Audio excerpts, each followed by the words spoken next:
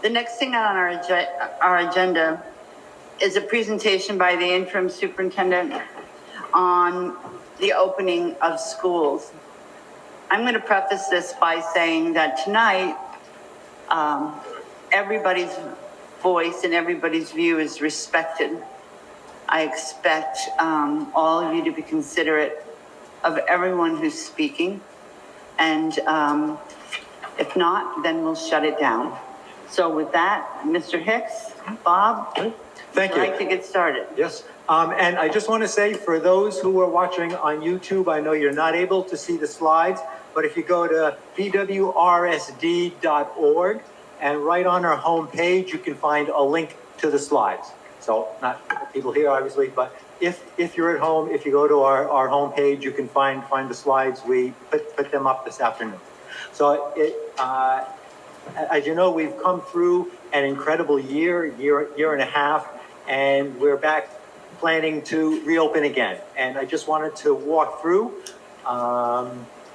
where we've been coming out of late winter 2020, school closures, distance learning, a partial reopening last year, vaccines become available in the winter, planning now in the summer of 2021, a call for a full reopening facing the Delta variant, and also the guidance has been moving as the variant has shown itself. So our focus is on the pre-K health and safety guidance for 21-22, what it means to us. Our focus here with this is to have school open and in person for as many students as possible, to get everybody back all the time in school full time. That the one thing I think there is agreement on is that sending kids home and not in school was not a great thing. And we're trying to avoid that. And so our goal is to keep children in school and to avoiding quarantine. First, so I'm going to walk through the different stages of the guidance, what has come out in the guidance documents, and what how we're planning around it. So the first step is promoting vaccination, and we know from the guidance that vaccination is the leading public health prevention strategy to end the pandemic. We have 2 clinics coming up at Kickamuit Middle School. First one's tomorrow, and then you can get a second dose on the second clinic on September 9th. And if people come for a first dose at the second clinic, we can schedule a third clinic for people if it's needed. Our current vaccination rate for eligible students is 44% from the Department of Health.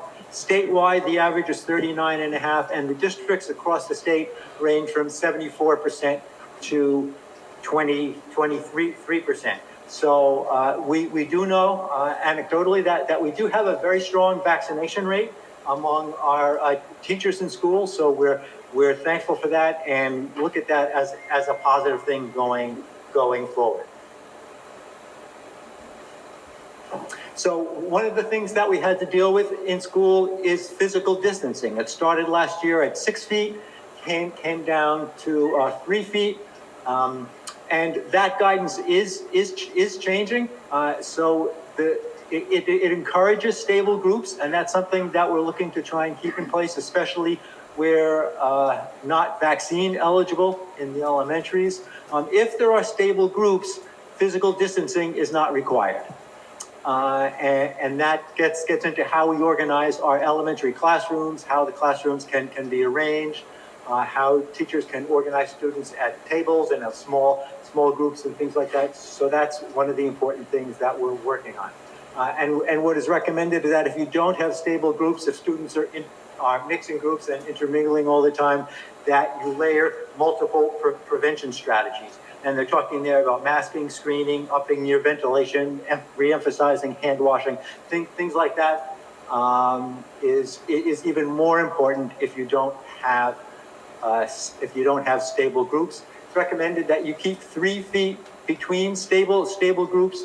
If you can keep 6 feet, it's better, because then if you have a case, you have fewer people that need to quarantine, because there's no quarantining if people are more than 6 feet apart. But the requirement is, and the guidance is, to maintain 3 feet between stable groups.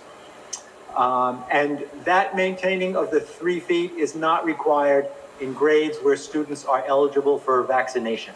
So the distancing is not required or is not part of the guidelines where students are eligible for vaccination. And for us, that's grades 7 through 12, which leaves us working on exactly how we'll handle this in the middle school, where we have 1 grade that's not, essentially 1 grade that's not eligible, 2 grades that are eligible. And the recommendations for physical barriers, the things around desks and things like that, those have been dropped, evidently found as not an effective tool. So physical barriers will not be part of our ongoing process.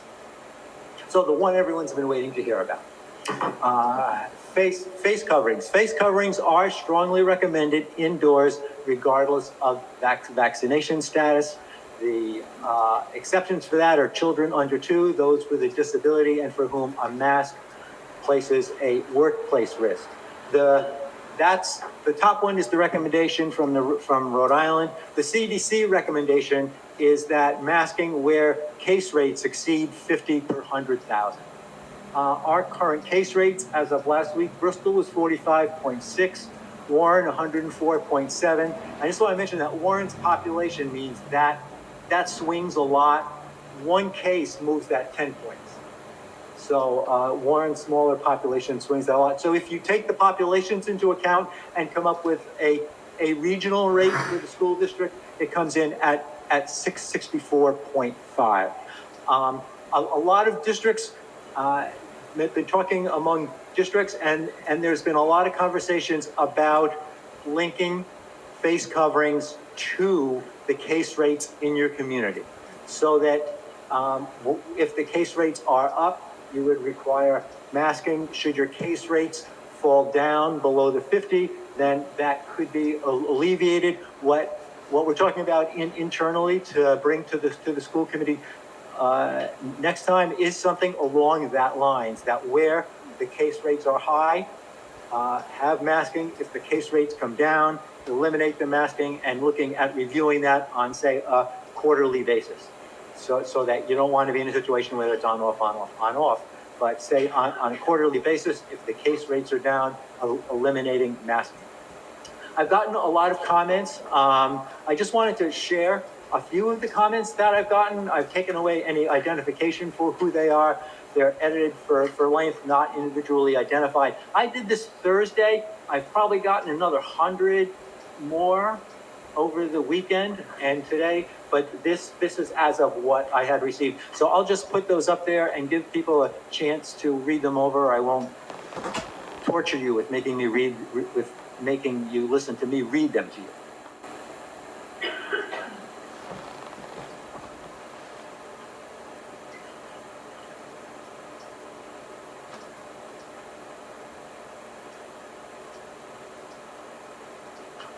Okay to go?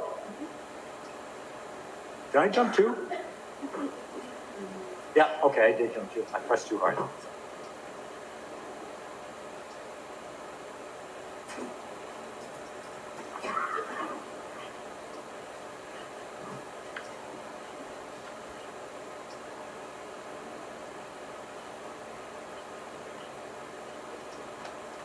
Did I go too fast? I'm sorry.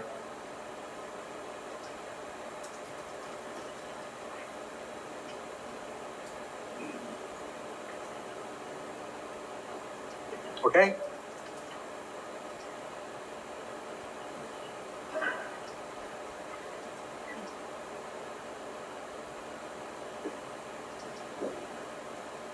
And I will be reporting on the ventilation later on in the presentation.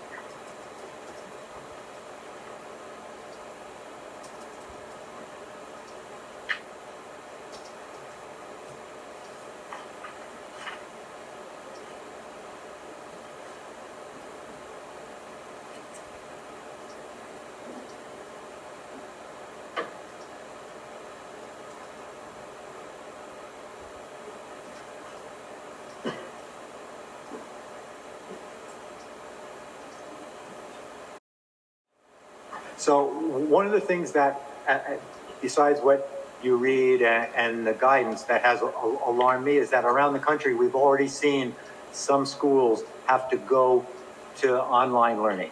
And I think, to me, that's something that's, we want to ultimately work very hard to avoid. So I've seen that, where you've seen some schools have to do that. That's very, very alarming to me. So I think that taking precautions to avoid that, I think that is something that's deleterious to the learning of virtually every student in this system. And it's something that we're working very hard to try and avoid. That's why we're thinking that way about masks.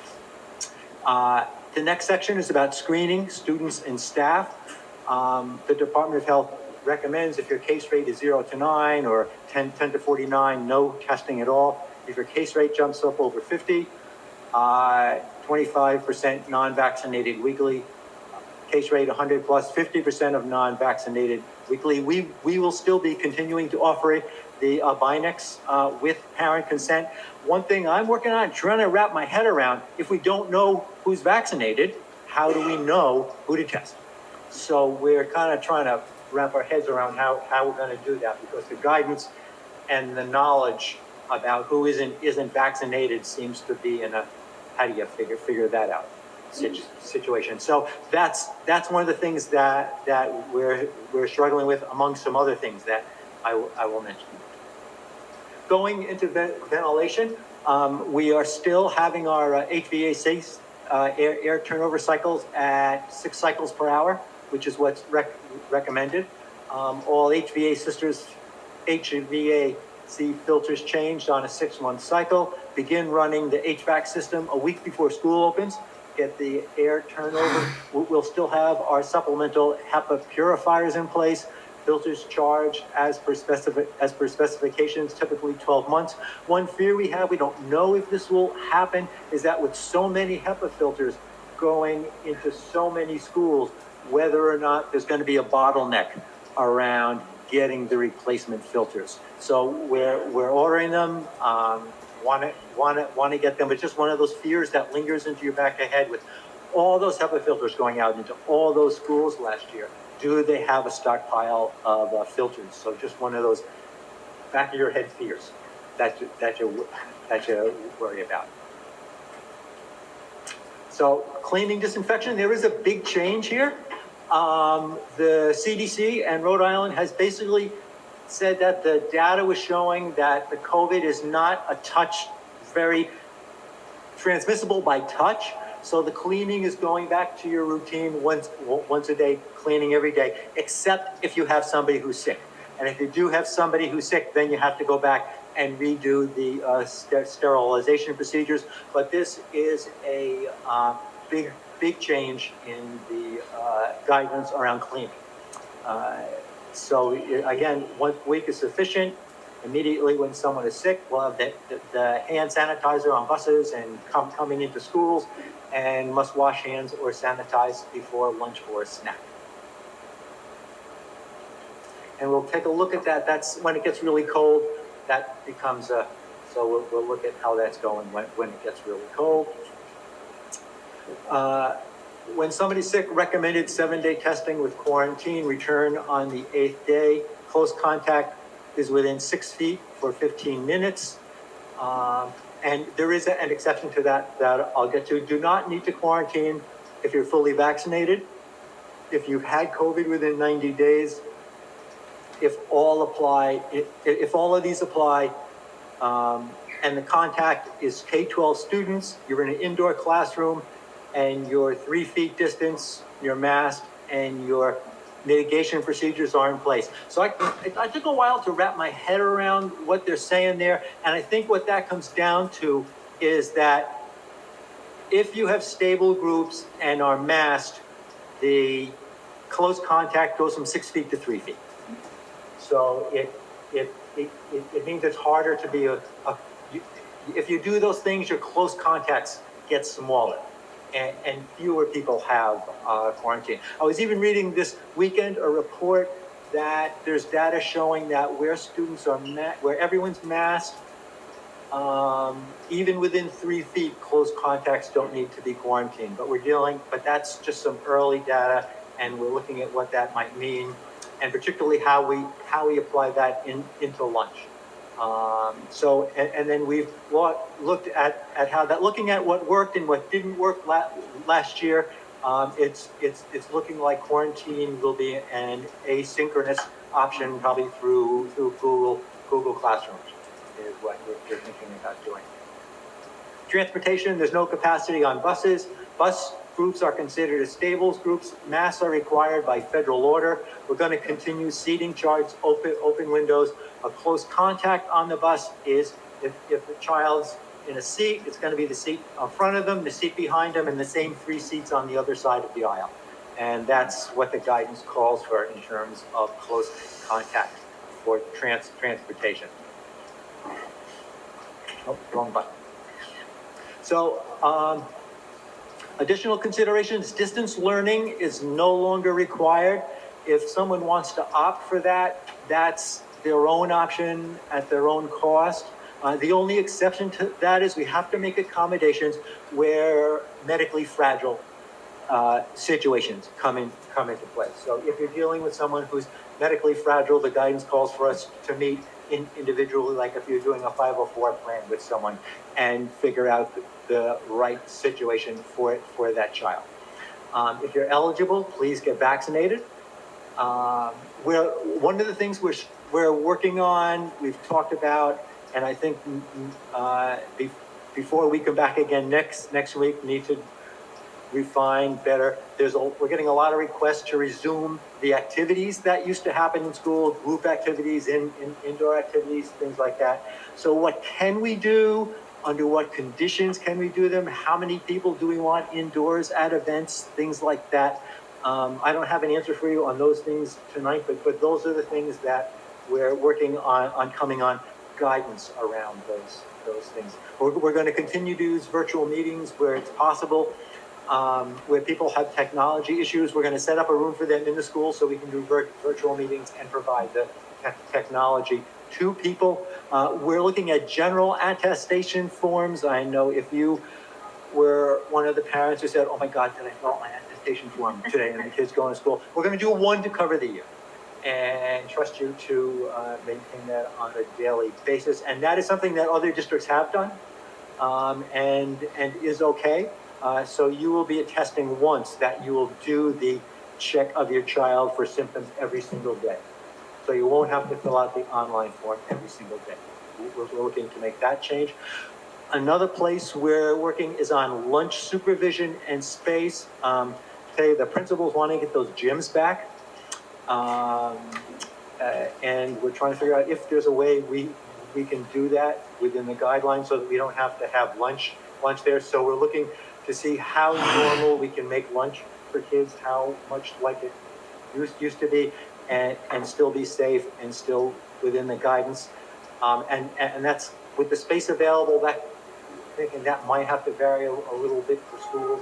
Are we going to need some extra supervision again, like we had before with separating kids at recess and stuff like that? Those are things we've started conversations about, but don't have firm answers on those things yet. That's still work we need to do before we come back to you next week. I think that's my last.